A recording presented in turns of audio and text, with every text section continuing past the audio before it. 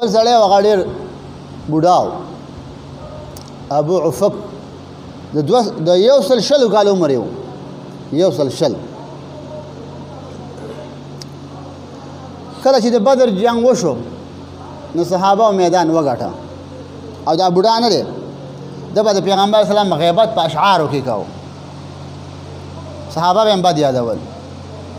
پیغمبر اسلام په زمانه کې د ابوبکر صدیق تورزی و حسان نومې و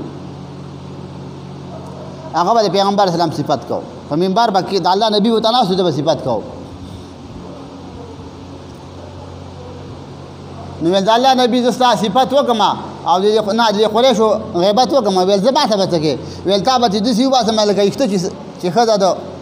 د وړو نه راوباسي او د نور به غیبت وکړم ویل ویې کړه د الله نبي به ویلي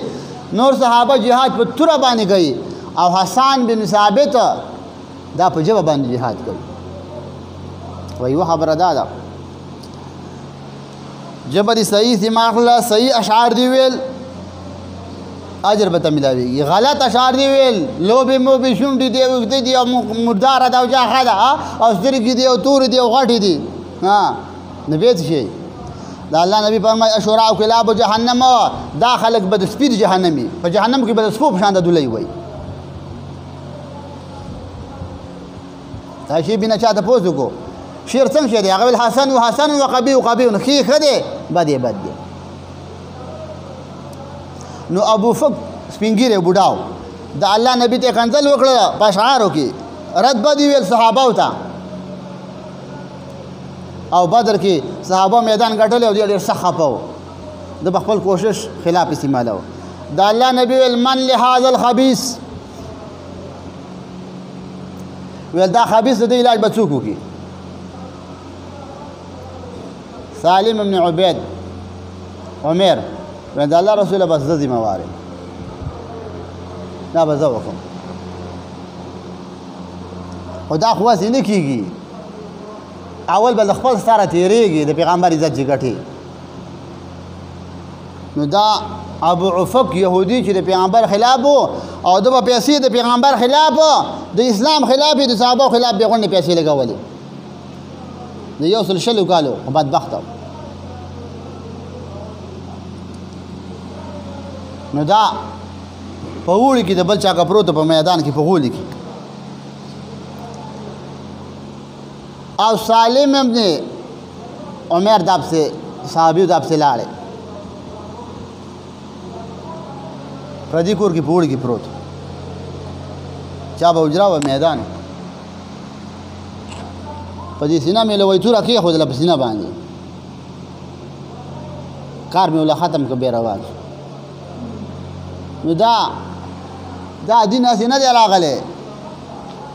غواوله چې ګوټه جوړې نو څومره خواري به کې او دومره عظیم دین او دومره لوی ټکټ ده د جنت دپاره دومره لوی ټکټ داسې میلاویږي مړه یو شنه ټکټ د سرۍ څونه پوڼو کې بند کړی او بیا پې میت ختم شوی دی پروس هلمند تحصیلدار له ورلو ما د یو شاګرد کا چې ډومبي سیله خو کاډو یو ټکی پکې بدلو دا نوجوانان پې پوهېږي دا بوډاګان پې نه پوهېږي د یو په ځای باندې ای بوډاګان خو ای او یو نه پېژني انګلیش دی که نه د یو په ځای باندې ای نو ما تحصیلدار ته وویل دا جاښه ختمه که ویل دا که زه دله دلته ختمه کړم غلنۍ ته لاړه شي نو په سپیلنګ کې په یو حرف کې فرق دی د یو په ځای باندې ای دی دا هلته که لاړ شي نو واپس به راځي خو دا ډومبسیل نه جوړېږي چې په ډومبسیل کې دي په یو حرف کې فرق نه جوړېږي امون دي څرنګه دی او جنازه دي څرنګه دی ولا نشکرک ولا نکفرک ولم یلد ولم یولد ولم یکن له او کو ته دی چې د خدای خاطر وکړه دا مونږ لیک صحیح کا ایو تبلیغیانو ته لاړ شمړه دی ښځه پرېږدي دی ښځه پرېږدي دا لکه ستا وختي ښځه پرېږدي دا ستا ښځه خو غره لځي د شپې په 3 بجې تا نه ده پرېږدي او تبلیغیانو ته ښځه پرېښې وې د دین کار چې نه کوې ورته نه یې تیار که نه د خدای خاطر وکړه په دین پسې ټوکې مه کوه الله به دې شته پرېړه درکړي تو مشو مغرور به حلم خدا دیر گیرت سخت گیرت اسورا وای الله په صبر سره مدو کا کېږه الله سړی له مضبوطه څپېړه ورکوي خو وروسته یې ورکوي